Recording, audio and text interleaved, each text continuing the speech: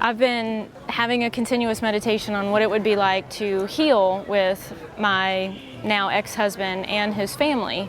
And I ended up leaving my first and only marriage, and I knew it was the right thing to do. Nothing was horrible, but I just knew it was the right thing to do, and it didn't seem right for everybody else involved. And I've carried a lot of guilt and a lot of sadness in that, even though I knew it was the right thing for me to do.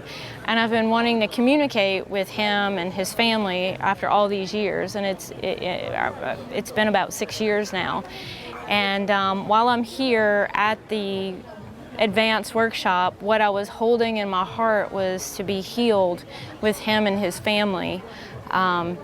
Knowing that my son right now is on a family vacation with them at the beach, and it's heavy on me knowing if something happened, I'm not sure if they would even call me because we don't have a working relationship.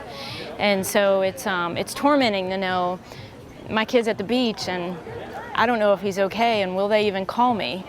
And I just want that to heal so bad.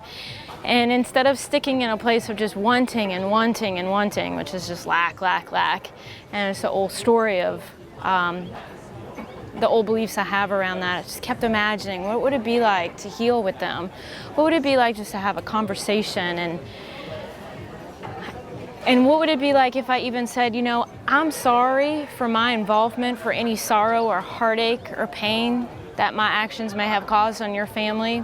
And while I'm secure in what I did by leaving, I'm also apologetic for how it may have caused any ripple effect. And while I've been here at the event, and it's been 6 years, and I've been holding this in my heart, and I've been holding it in a daily meditation, I reached out to try and speak to my son, and who called me back, so I reached out to my ex-husband, and who called me back was his mother, who has not spoken to me in 6 years. And we ended up having a 10-minute, just casual conversation, which is fine with me.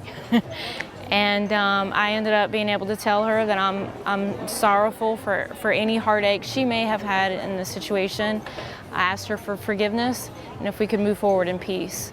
And she said, okay.